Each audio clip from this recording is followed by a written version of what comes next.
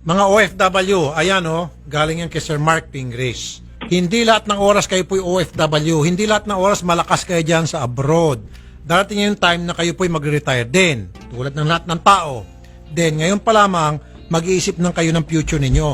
Mag-iipon kayo, mag-i-invest kayo. Tulad ng ginawa ni Sir Mark. Di ba? Huwag yung bigay dito sa kanyang manliligaw, bigay doon sa nakilala sa Facebook, bigay rito sa boyfriend, bigay doon kay pamangkin, kay tatay, nanay, kung sino-sino bibigyan, and then, pag uwi ng Pilipinas, tapos na yung kontrata, magugulat na lang, wala ni 5. Kaya mga OFW, ayan ngayon pa lamang, mag-ipon kayo, think of the future, dahil hindi lahat ng oras, nandiyan kayo sa abroad at malakas kayo. Kakampi mo, kakampi natin.